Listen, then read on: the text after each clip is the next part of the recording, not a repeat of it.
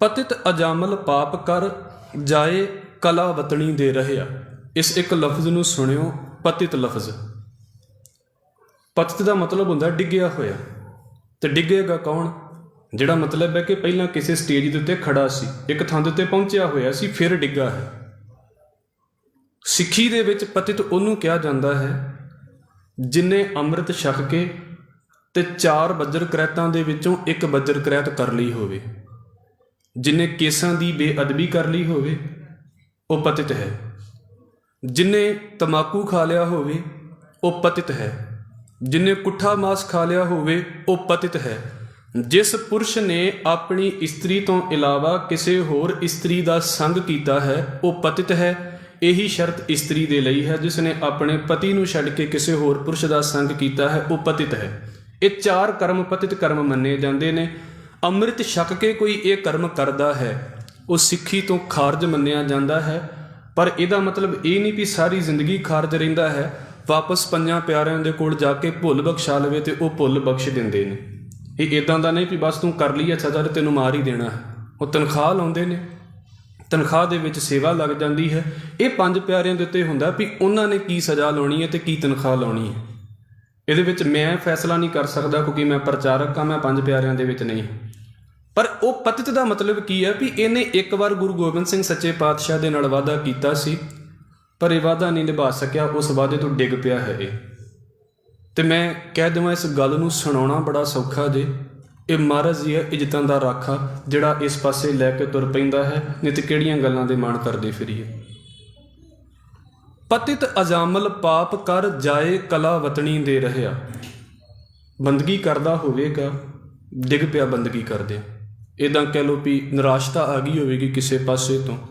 ਤੇ ਕਲਾ ਵਤਣੀ ਉਹ ਹੁੰਦੀ ਹੈ ਜਿਹੜੀ ਉਹ ਬੀਬੀ ਨਾਚ ਗਾਣਾ ਕਰਦੀ ਹੁੰਦੀ ਹੈ, ਉਹਦੇ ਜਾ ਕੇ ਤੇ ਰਹਿਣ ਲੱਗ ਪਿਆ, ਪੱਕਾ ਹੀ ਡੇਰਾ ਉੱਧਰ ਹੋ ਗਿਆ। ਇਹ ਤੁਸੀਂ ਸੁਸਾਇਟੀ ਦੇ ਵਿੱਚ ਸੁਣਦੇ ਹੋਵੋਗੇ, ਜਿਹੜੇ ਇੱਦਾਂ ਦੇ ਜਾਣ ਵਾਲੇ ਬੰਦੇ ਨੇ, ਤੁਹਾਨੂੰ ਪਤਾ ਹੋਵੇਗਾ ਵੀ ਕੀ ਕੀ ਕਰਮ ਕਰਦੇ ਨੇ।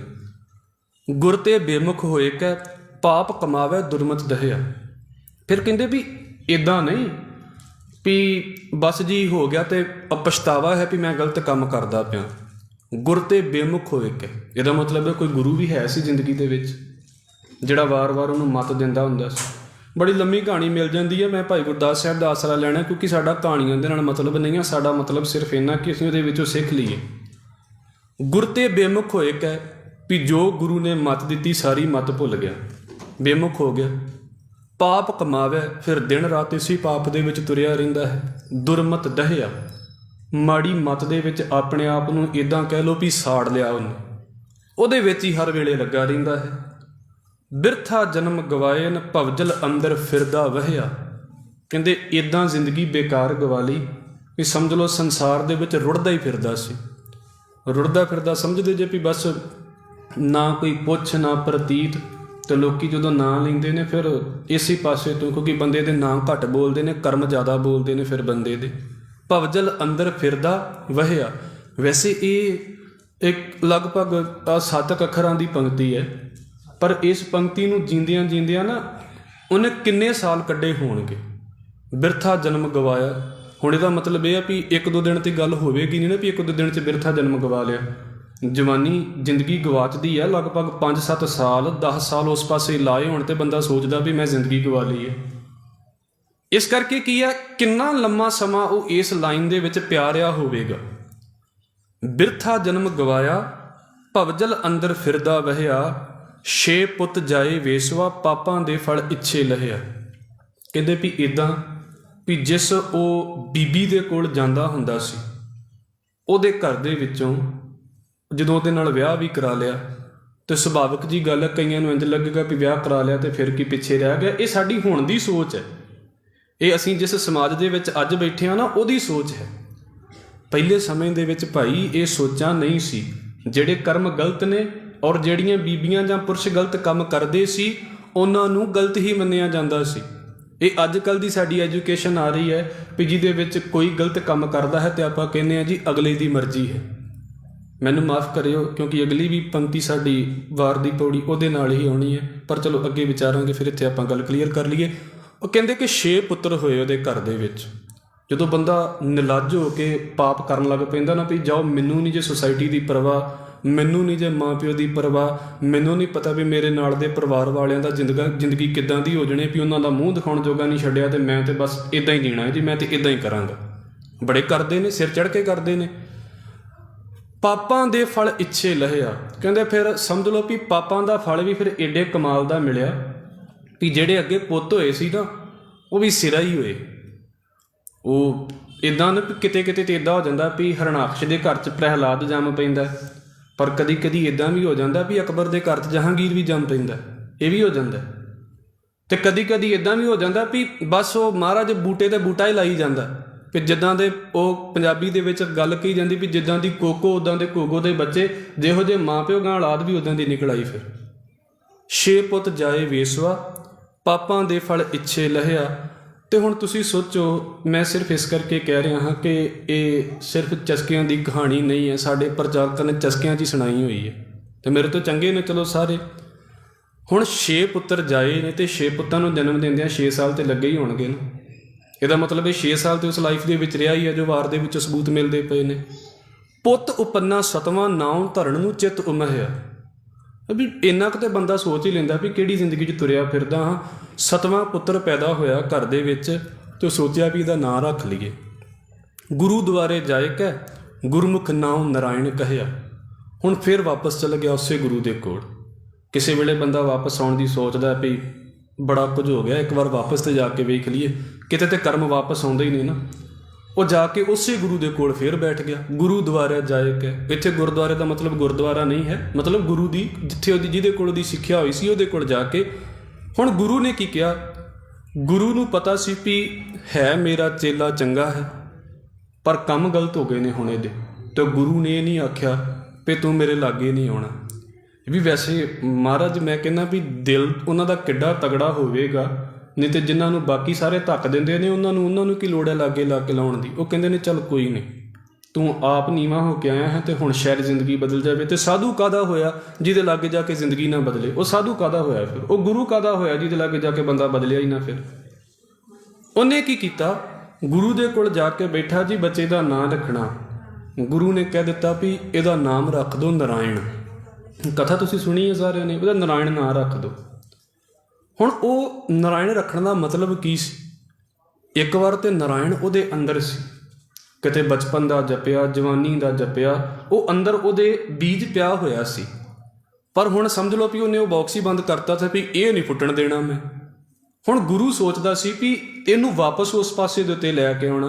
ਅਤੇ ਸਾਡੇ ਘਰਾਂ ਵਿੱਚ ਬੱਚੇ ਨੇ, ਵੇਖੋ ਛੋਟਾ ਬੱਚਾ ਹੁੰਦਾ ਅਤੇ ਕਿੰਨੀ ਵਾਰ ਉਹਦਾ ਨਾਂ ਲੈ ਕੇ ਆਵਾਜ਼ ਮਾਰਦੇ ਹਾਂ, ਅਤੇ ਜਿੰਨੀ ਵਾਰ ਅਸੀਂ ਆਵਾਜ਼ ਲੈ ਕੇ ਨਾਂ ਲੈ ਕੇ ਆਵਾਜ਼ ਮਾਰਾਂਗੇ ਨਾ, ਤਾਂ ਉਸ ਨਾਮ ਦੇ ਪਿੱਛੇ ਜਿਹੜੀ ਸਾਈਕੀ ਹੁੰਦੀ ਹੈ ਨਾ, ਉਹ ਸਾਡੀ ਸੁਰਤ ਦੇ ਵਿੱਚ ਘੁੰਮਦੀ ਹੈ। ਇਸ ਕਰਕੇ ਮੈਂ ਵੀ ਬੇਨਤੀ ਕਰਦਾ ਨਾ, ਬੱਚਿਆਂ ਦੇ ਨਾਂ ਸੋਚ ਸਮਝ ਕੇ ਰੱਖਿਆ ਕਰੀਏ। ਚਲੋ ਉਹ ਪਾਸਾ ਹੈ। ਉਹ ਕੀ ਹੈ ਕਿ ਬੱਚੇ ਦਾ ਕੀ ਨਾਮ ਹੈ, ਉਸ ਨਾਮ ਦੇ ਪਿੱਛੇ ਸਾਈਕੀ ਕੀ ਹੈ, ਉਹ ਸਾਡੀ ਸੁਰਤ ਦੇ ਵਿੱਚ ਘੁੰਮਦੀ ਹੈ। ਇਸ ਕਰਕੇ ਅਸੀਂ ਆਪਣੇ ਬੱਚੇ ਦਾ ਨਾਮ ਸੁੱਚਾ ਸਿੰਘ ਤੇ ਰੱਖ ਲਵਾਂਗੇ, ਜੂਠਾ ਸਿੰਘ ਨਹੀਂ ਰੱਖਦੇ ਕਦੀ। ਕਿਉਂ? ਸਾਨੂੰ ਪਤਾ ਵੀ ਸੁੱਚੇ ਦੀ ਸਾਈਕੀ ਕੁਝ ਹੋਰ ਹੈ ਅਤੇ ਜੂਠੇ ਦੀ ਸਾਈਕੀ ਕੁਝ ਹੋਰ ਹੈ। ਉਹਨੇ ਕਹਿ ਦਿੱਤਾ ਜੀ ਇਹਦਾ ਨਾਮ ਨਾਰਾਇਣ ਰੱਖੋ। ਉਹਨੂੰ ਪਤਾ ਸੀ ਵੀ ਕਿਤੇ ਨਾ ਕਿਤੇ ਜਦੋਂ ਇਹ ਆਵਾਜ਼ ਮਾਰੇਗਾ ਨਾ, ਅਤੇ ਇਹਦਾ ਬੀਜ ਫੁੱਟੇਗਾ ਵਾਪਸ ਇਸ ਪਾਸੇ ਤੋਂ। ਗੁਰੂ ਸਿਆਣਾ ਸੀ। ਹੋਇਆ ਕੀ? ਅੰਤ ਕਾਲ ਜਮ ਦੂਤ ਵੇਖ ਪੁੱਤ ਨਾਰਾਇਣ ਬੋਲੇ ਸ਼ਹਿਆ। ਮਤਲਬ ਇੱਦਾਂ ਦੀ ਜ਼ਿੰਦਗੀ ਹੋ ਗਈ ਕਿ ਸਮਝ ਲਓ ਜ਼ਿੰਦਗੀ ਦੇ ਅੰਤਲੇ ਸਮੇਂ ਦੇ ਉੱਤੇ ਆ ਗਿਆ। ਹੁਣ ਜਦੋਂ ਵੇਖਦਾ ਵੀ ਅੱਜ ਨਹੀਂ ਤੇ ਕੱਲ੍ਹ ਨੂੰ ਜ਼ਿੰਦਗੀ ਛੁੱਟ ਜਾਣੀ ਹੈ, ਤਾਂ ਬਜ਼ੁਰਗ ਆਵਾਜ਼ ਕਿਹਨੂੰ ਮਾਰਦੇ ਨੇ? ਆਪਣੇ ਬੱਚਿਆਂ ਨੂੰ ਆਵਾਜ਼ ਮਾਰਨਗੇ ਨਾ ਵੀ ਮੇਰੀ ਗੱਲ ਸੁਣ ਲਓ। ਹੁਣ ਆਪਣੇ ਵੱਲੋਂ ਤੇ ਪੁੱਤ ਨੂੰ ਆਵਾਜ਼ ਮਾਰਦਾ, ਤਾਂ ਭਾਈ ਗੁਰਦਾਸ ਸਾਹਿਬ ਕਹਿੰਦੇ ਵੀ ਮਾਰਦਿਆਂ ਮਾਰਦਿਆਂ ਸੁਰਤ ਰੱਬ ਵੱਲ ਵੀ ਤੁਰ ਪਈ ਵੀ ਇਹ ਤਾਂ ਮੇਰਾ ਬੱਚਾ ਹੈ, ਅਤੇ ਜਿੱਦਾਂ ਦੇ ਮੈਂ ਕਰਮ ਕੀਤੇ ਨੇ ਪਤਾ ਨਹੀਂ ਬਣ ਕੀ ਜਾਣਾ ਹੈ। ਅਤੇ ਉਸ ਨਾਰਾਇਣ ਤੋਂ ਅਕਾਲ ਪੁਰਖ ਵਾਹਿਗੁਰੂ ਉਹਨੂੰ ਚੇਤੇ ਆਉਣਾ ਸ਼ੁਰੂ ਹੋ ਗਿਆ। ਨਾਮਾਂ ਤੋਂ ਅੱਗੇ ਨਾਮ ਚੇਤੇ ਹੋ ਗਿਆ। ਫਿਰ ਕੀ ਹੈ? ਜਮਗਣ ਮਾਰੇ ਹਰ ਜਨਾ ਗਿਆ ਸੁਰਗ ਜਮ ਡੰਡ ਨਾ ਸਹਿਆ। ਅਤੇ ਕਹਿੰਦੇ ਬਸ ਜ਼ਿੰਦਗੀ ਦੇ ਅੰਤਲੇ ਸਾਲਾਂ ਦੇ ਵਿੱਚ ਉਹਨੇ ਉਹ ਜਦੋਂ ਵੇਖਿਆ ਵੀ ਹੁਣ ਹੌਲੀ ਹੌਲੀ ਖੇਡ ਹੱਥੋਂ ਵਿਗੜਦੀ ਜਾਂਦੀ ਹੈ ਤੇ ਬੰਦੇ ਦੇ ਦਿਮਾਗ ਦੇ ਵਿੱਚ ਵੀ ਆ ਜਾਂਦਾ ਵੀ ਕੀ ਕਰਦੇ ਰਹੇ ਆ ਸਾਰੀ ਜ਼ਿੰਦਗੀ, ਨਿਕੰਮੀ ਜ਼ਿੰਦਗੀ ਜੀ ਲਈ ਹੈ। ਉਹ ਅੰਦਰ ਕਿਤੇ ਬੀਜ ਫੁੱਟਿਆ ਹੋਇਆ ਸੀ, ਉਹ ਆਖਰੀ ਬੱਚੇ ਦੇ ਨਾਮ ਰੱਖਣ ਦੇ ਕਰਕੇ ਇਦਾਂ ਦੀ ਖੇਡ ਵਾਪਰ ਗਈ। ਜਿਹੜਾ ਬੀਜ ਸੀ ਉਹ ਫੁੱਟ ਗਿਆ ਤੇ ਉਹ ਜਿੰਨੀ ਬੰਦਗੀ ਪਹਿਲਾਂ ਕੀਤੀ ਸੀ ਸਮਝ ਲਓ ਉਸ ਤੇ ਨਵੀਂ ਬੰਦਗੀ ਨੇ ਜਿਹੜੇ ਵਿਚਲੇ ਪਾਪ ਕੀਤੇ ਸੀ ਉਹਨਾਂ ਸਾਰਿਆਂ ਨੂੰ ਧੋ ਕੇ ਰੱਖ ਦਿੱਤਾ। ਔਰ ਇਹ ਫਿਰ ਕਹਿ ਦੇਣਾ ਬੜਾ ਸੌਖਾ ਹੈ ਕਿ ਪਾਪ ਧੋ ਕੇ ਰੱਖ ਦਿੱਤੇ। ਜਦੋਂ ਬੰਦਾ ਪਛਤਾਵੇ ਦੇ ਵਿੱਚ ਜੀਂਦਾ ਹੈ ਨਾ ਕਿ ਜੋ ਮੈਂ ਪਿੱਛੇ ਕੀਤਾ ਹੈ ਬੜਾ ਗਲਤ ਕੀਤਾ ਹੈ। ਤੇ ਥੋੜ੍ਹੇ ਦਿਨ ਪਹਿਲਾਂ ਵੀ ਅਸੀਂ ਪੜ੍ਹ ਕੇ ਹਟੇ ਹਾਂ ਵੀ ਅਹਲਿਆ ਪੱਥਰ ਹੋ ਗਈ। ਉਹ ਇਸੇ ਕਰਕੇ ਪੱਥਰ ਹੋ ਗਈ ਸੀ ਵੀ ਕੀਤੇ ਤੇ ਪਛਤਾਵਾ ਹੀ ਇੰਨਾ ਸੀ ਵੀ ਸਾਹਮਣੇ ਨਹੀਂ ਸੀ ਹੋ ਸਕਦੀ ਕਿਸੇ ਦੇ। ਬੰਦਾ ਆਪਣੇ ਆਪ ਨੂੰ ਫੇਸ ਨਹੀਂ ਕਰ ਸਕਦਾ, ਦੂਜੇ ਨੂੰ ਫੇਸ ਕਰਨ ਦੀ ਤੇ ਗੱਲ ਹੀ ਬੜੀ ਦੂਰ ਦੀ ਹੈ। ਉਸ ਪਛਤਾਵੇ ਨੂੰ ਧੋਣਾ, ਉਸ ਜ਼ਿੰਦਗੀ ਦੇ ਵਿੱਚੋਂ ਨਿਕਲਣਾ, ਉਹ ਸਿਰਫ ਅਤੇ ਸਿਰਫ ਬੰਦਗੀ ਕਰ ਸਕਦੀ ਹੈ। ਜਿੰਨੇ ਮਰਜ਼ੀ ਤੁਸੀਂ ਮੈਂ ਕਹਿੰਦਾ ਮਹਿੰਗੀ ਤੋਂ ਮਹਿੰਗੀ ਕਾਉਂਸਲਿੰਗ ਕਰਾ ਲਓ, ਬੰਦਾ ਫਿਰ ਉੱਥੇ ਹੀ ਸੋਚਦਾ ਵੀ ਨਹੀਂ ਮੈਂ ਤਾਂ ਗਲਤ ਕੰਮ ਕੀਤੇ ਨੇ। ਬੰਦੇ ਨੂੰ ਆਪਣੇ ਆਪ ਤੋਂ ਸ਼ਰਮ ਆਉਣ ਲੱਗ ਪਈ। ਬੰਦਗੀ ਨੇ ਕੀ ਕੀਤਾ, ਉਹ ਜਿਹੜਾ ਪਾਪਾਂ ਦਾ ਭਾਰ ਸੀ ਨਾ, ਜਿਹਨੂੰ ਅਸੀਂ ਇੱਥੇ ਸ਼ੁਰੂ ਦੇ ਵਿੱਚ ਪੜ੍ਹਿਆ ਹੈ ਵੀ ਪਾਪ ਕਮਾਵੇ ਦੁਰਮਤ ਦਹਿਆ, ਮਾਰੀ ਮੱਤ ਦੇ ਵਿੱਚ ਬਸ ਸੜਿਆ ਰਿਹਾ ਨਾ, ਉਹ ਪਾਪਾਂ ਦਾ ਭਾਰ ਉਸ ਬੰਦਗੀ ਨੇ ਸਾੜ ਦਿੱਤਾ। ਤੇ ਹੋਇਆ ਕਿ ਨਾਏ ਲਏ ਦੁੱਖ ਡੇਰਾ ਢਹਿਆ, ਵਾਹਿਗੁਰੂ ਦਾ ਨਾਮ ਜਪਿਆ, ਉਹਦਾ ਜਿਹੜਾ ਨਾ ਦੁੱਖਾਂ ਦਾ ਪਹਾੜ ਸੀ ਉਹ ਢਹਿ ਗਿਆ। ਹੁਣ ਕਥਾ ਦਾ ਮਤਲਬ ਇਹ ਨਹੀਂ ਆ ਵੀ ਅਜਾਮਲ ਹੋਇਆ ਕਿ ਨਹੀਂ ਹੋਇਆ, ਉਹ ਜਾਂਦਾ ਹੁੰਦਾ ਸੀ ਉੱਥੇ ਕਿ ਨਹੀਂ, ਉਹਦੇ ਬੱਚੇ ਹੋਏ ਕਿ ਨਹੀਂ। ਕਥਾ ਦਾ ਮਤਲਬ ਇੰਨਾ ਇਹ ਨਹੀਂ ਹੈ। ਤੇ ਨਾ ਹੀ ਭਾਈ ਗੁਰਦਾਸ ਦਾ ਮਤਲਬ ਇਹ ਆ ਵੀ ਮੈਂ ਤੁਹਾਨੂੰ ਇਤਿਹਾਸ ਸੁਣਾ ਰਿਹਾ ਹਾਂ ਅਜਾਮਲ ਦਾ। ਭਾਈ ਗੁਰਦਾਸ ਸਾਹਿਬ ਦੇ ਕਹਿਣ ਦਾ ਮਤਲਬ ਸਿਰਫ ਇੰਨਾ ਕੁ ਹੈ ਵੀ ਜ਼ਿੰਦਗੀ ਦੇ ਵਿੱਚ ਕਿਸੇ ਲੈਵਲ ਦੇ ਉੱਤੇ ਪਹੁੰਚਾ ਬੰਦਾ ਪਤਾ ਨਹੀਂ ਕਿਹੜੇ ਵੇਲੇ ਬੇਮੁਖ ਹੋ ਜਾਵੇ, ਤੇ ਜਿਸ ਗੁਰੂ ਦਾ ਉਹ ਚੇਲਾ ਹੋਵੇ, ਗੁਰੂ ਐਡਾ ਤਗੜਾ ਹੋਵੇ ਵੀ ਉਹ ਸੋਚੇ ਵੀ ਮੈਂ ਇਹਨੂੰ ਬਾਹਰ ਕੱਢਣਾ ਹੈ, ਇਹ ਡਿੱਗਿਆ ਪਿਆ ਹੈ। ਗੁਰੂ ਇੱਦਾਂ ਦਾ ਨਾ ਹੋਵੇ ਜਿਹੜਾ ਕਵੇ ਵੀ ਕੋਈ ਨਹੀਂ ਡਿੱਗ ਪਿਆ ਤੇ ਗਿਆ। ਸੱਚੇ ਪਾਤਸ਼ਾਹ ਨੇ ਬਚਾਇਆ ਸਾਨੂੰ ਇਸ ਪਾਸੇ ਤੋਂ। ਇਸ ਕਰਕੇ ਇੱਕ ਪਾਸਾ ਇਹ ਹੈ ਕਿ ਅਸਲ ਦੇ ਵਿੱਚ ਗੁਰੂ ਢਿੱਲਾ ਨਾ ਹੋਵੇ, ਗੁਰੂ ਦੀ ਅੰਤਲੀ ਸੋਚ ਇਹ ਹੋਵੇ ਵੀ ਮੈਂ ਆਪਣੇ ਸਿੱਖ ਨੂੰ ਬਚਾਉਣਾ ਹੈ। ਤੇ ਮਹਾਰਾਜ ਬਚਾਉਂਦੇ ਵੀ ਰਹੇ ਨੇ। ਮੈਂ ਇਤਿਹਾਸ ਦੇ ਵਿੱਚ ਇੱਕ ਛੋਟੀ ਜਿਹੀ ਗਾਥਾ ਆਪ ਜੀ ਦੇ ਕੇ ਰੱਖ ਕੇ ਤੇ ਫਿਰ ਅਗਲੀ ਪੌੜੀ ਦੀ ਵਿਆਖਿਆ ਕਰਾਂਗਾ। ਕਿਉਂਕਿ ਜਦੋਂ ਹਿੰਦੁਸਤਾਨ ਦੇ ਉੱਤੇ ਹਮਲੇ ਹੋਏ ਨੇ, ਜਿਹੜੇ ਬਾਹਰ ਦੇ ਹਮਲਾਵਰ ਆਉਂਦੇ ਰਹੇ ਨੇ, ਤੇ ਤੁਸੀਂ ਵੀ ਕਿੰਨੀ ਵਾਰ ਪੜ੍ਹਿਆ ਜਾਂ ਸੁਣਿਆ ਹੈ ਇਸ ਗੱਲ ਨੂੰ ਵੀ ਬੀਬੀਆਂ ਚੁੱਕ ਕੇ ਲੈ ਜਾਂਦੇ ਹੁੰਦੇ ਸੀ। ਔਰ ਸਭ ਤੋਂ ਜ਼ਿਆਦਾ ਸੰਤਾਪ ਛੋਟੀ ਉਮਰ ਦੇ ਬੱਚਿਆਂ ਨੂੰ ਤੇ ਬੀਬੀਆਂ ਨੂੰ ਉਠਾਉਣਾ ਪੈਂਦਾ ਹੈ, ਭਾਵੇਂ ਅੱਜ ਦੀ ਵਾਰ ਹੋਵੇ ਤੇ ਭਾਵੇਂ ਪਹਿਲੀਆਂ ਲੜਾਈਆਂ ਹੁੰਦੀਆਂ ਸੀ, ਇਹੋ ਕੁਝ ਹੀ ਹੁੰਦਾ। ਤੇ ਉਹਦੇ ਵਿੱਚ ਕੀ ਸੀ ਕਿ ਉਹ ਇੱਕ ਦਿਨ ਜਿਹੜੀ ਇਤਿਹਾਸ ਦੀ ਗਾਥਾ ਵਿੱਚ ਆਉਂਦੀ ਹੈ ਕਿ ਸੱਚੇ ਪਾਤਸ਼ਾਹ ਗੁਰੂ ਗੋਬਿੰਦ ਸਿੰਘ ਮਹਾਰਾਜ ਦੇ ਦਰਬਾਰ ਦੇ ਵਿੱਚ ਕਿਤੇ ਕੋਈ ਛੋਟੀ ਮੋਟੀ ਝੜਪ ਹੋਈ ਸੀ ਤੇ ਦਰਬਾਰ ਦੇ ਵਿੱਚ ਇੱਕ ਬੀਬੀ ਨੂੰ ਲੈ ਕੇ ਆ ਗਏ ਸਿੰਘ ਫੜ ਕੇ। ਤੇ ਮਹਾਰਾਜ ਜੀ ਨੂੰ ਆ ਕੇ ਸੁਭਾਵਕ ਦੱਸਿਆ ਹੋਏਗਾ ਵੀ ਮਹਾਰਾਜ ਜੀ ਅਸੀਂ ਜੰਗ ਦੇ ਵਿੱਚੋਂ ਇਸ ਬੀਬੀ ਨੂੰ ਫੜ ਕੇ ਲਿਆਂਦਾ। ਤੇ ਮਹਾਰਾਜ ਜੀ ਕਹਿੰਦੇ ਜਿੱਥੋਂ ਲੈ ਕੇ ਉੱਥੇ ਛੱਡ ਕੇ ਆਇਓ। ਹੁਣ ਹੋਇਆ ਕੀ ਸੀ? ਸੱਚੇ ਪਾਤਸ਼ਾਹ ਨੂੰ ਕੋਈ ਸਵਾਲ ਕਰ ਦਿੰਦੇ ਨੇ ਵੀ ਲੈ ਮਹਾਰਾਜ ਜਦੋਂ ਉਹ ਲੜਦੇ ਨੇ ਤੇ ਸਾਡੀਆਂ ਬੀਬੀਆਂ ਤੇ ਚੁੱਕ ਕੇ ਲੈ ਜਾਂਦੇ ਨੇ, ਜੇ ਅਸੀਂ ਲੈਂਦੀ ਤੇ ਕੀ ਵੱਧ ਹੋ ਗਿਆ? ਤੇ ਮਹਾਰਾਜ ਕਹਿੰਦੇ ਫਿਰ ਸਾਡੇ ਤੇ ਉਹਨਾਂ ਦੇ ਵਿੱਚ ਫਰਕ ਕੀ ਰਹਿ ਗਿਆ? ਗੱਲ ਤੇ ਸਿਰਫ ਇਸ ਸਮਝਣ ਦੀ ਹੈ ਨਾ ਵੀ ਜੇ ਅਸੀਂ ਉਹਨਾਂ ਦੇ ਕੰਮਾਂ ਨੂੰ ਜਸਟੀਫਾਈ ਕਰਦੇ, ਫਿਰ ਜਦੋਂ ਅਸੀਂ ਉਹ ਕੰਮ ਕਰ ਦਿੱਤਾ ਤਾਂ ਫਿਰ ਤੇ ਜਸਟੀਫਾਈ ਹੋ ਗਿਆ ਵੀ ਕੋਈ ਨਹੀਂ ਉਹ ਵੀ ਕਰ ਦਿੱਤੇ ਅਸੀਂ ਵੀ ਕਰ ਦਿੱਤਾ, ਤੇ ਫਿਰ ਸਾਡੇ ਵਿੱਚ ਦੋਨਾਂ 'ਚ ਫਰਕ ਕੀ ਰਹਿ ਗਿਆ? ਗੱਲ ਸਿਰਫ ਇੰਨੀ ਕੁ ਹੈ ਭਾਈ, ਪਤਾ ਨਹੀਂ ਜ਼ਿੰਦਗੀ ਕਿਹੜੇ ਵੇਲੇ ਕਿਹੜੇ ਪਾਸੇ ਉਤਰ ਪਵੇ। ਇੱਕ ਤੇ ਮਹਾਰਾਜ ਦੇ ਕੋਲੋਂ ਨਾਮ ਦੀ ਦਾਤ ਮੰਗੀਏ ਵੀ ਬਚੇ ਰਹੀਏ ਇਸ ਪਾਸੇ ਦੇ ਉੱਤੋਂ। ਦੂਜਾ ਪਾਸਾ ਇਹ ਹੈ ਭਾਈ ਮਾਲਕ ਦਾ ਨਾਮ ਏਡੀ ਤਗੜਾਈ ਵਾਲਾ ਹੈ, ਜ਼ਿੰਦਗੀ ਦੇ ਵਿੱਚ ਇਸ ਪਾਸੇ ਤੋਂ ਬਾਹਰ ਕੱਢ ਕੇ ਲੈ ਕੇ ਆ ਜਾਂਦਾ ਹੈ। ਤੇ ਮੈਂ ਇਹ ਕਹਾਂ ਇੱਥੇ ਸਿਰਫ ਇਹ ਸਬਜੈਕਟ ਚੱਲਦਾ ਪਿਆ ਹੈ ਕਿ ਇਹਨਾਂ ਨੇ ਗਲਤ ਕਰਮ ਕੀਤੇ ਤੇ ਬੰਦਗੀ ਮੋੜ ਲਿਆਈ। ਇੱਥੇ ਇਹ ਮਸਲਾ ਨਹੀਂ ਚੱਲਦਾ ਪਿਆ ਵੀ ਕੋਈ ਨਹੀਂ ਇਹ ਮੋੜ ਆਏ ਤੇ ਆਪਾਂ ਵੀ ਮੋੜੀ ਆਵਾਂਗੇ। ਇੱਥੇ ਉਹ ਮਸਲਾ ਨਹੀਂ ਚੱਲਦਾ ਪਿਆ ਵੀ ਇਹਨਾਂ ਦੇ ਮੋਢੇ ਦੇ ਉੱਤੇ ਰੱਖ ਕੇ ਚਲਾ ਦਈਏ ਵੀ ਲੈ ਕੋਈ ਨਹੀਂ ਉਹਨਾਂ ਵੀ ਤੇ ਗਲਤੀਆਂ ਕੀਤੀਆਂ ਹੀ ਸੀ। ਇੱਥੇ ਉਹ ਮਸਲਾ ਨਹੀਂ ਹੈ। ਭਾਈ ਗੁਰਦਾਸ ਸਾਹਿਬ ਇੱਕ ਥਾਂ ਤੇ ਕਹਿੰਦੇ ਨੇ, ਕਹਿੰਦੇ ਜੇ ਕਿਤੇ ਖਜੂਰ ਤੋਂ ਚੜ੍ਹ ਕੇ ਤਾਂ ਤੁਸੀਂ ਡਿੱਗ ਪਏ ਜੇ ਨਾ ਤੇ ਲੱਤ ਬਾਂਹ ਨਹੀਂ ਨਾ ਟੁੱਟੀ, ਤੇ ਇਹਦਾ ਮਤਲਬ ਇਹ ਨਹੀਂ ਵੀ ਸਾਰੇ ਜਾਣੇ ਚੜ੍ਹ ਕੇ ਛਾਲਾਂ ਮਾਰਨ ਲੱਗ ਪੈਣ, ਟੁੱਟ ਵੀ ਸਕਦੀ ਹੈ। ਇਸ ਕਰਕੇ ਇਹ ਅਜ਼ਾਮਲ ਦੇ ਨਾਲ ਹੋ ਗਿਆ, ਜ਼ਰੂਰੀ ਨਹੀਂ ਵੀ ਬਾਕੀ ਸਾਰਿਆਂ ਦੇ ਨਾਲ ਹੀ ਹੋਇਆ ਹੋਵੇਗਾ, ਕਈਆਂ ਦੇ ਨਾਲ ਹੁੰਦਾ ਹੀ ਨਹੀਂ ਜ਼ਿੰਦਗੀ ਦੇ ਵਿੱਚ।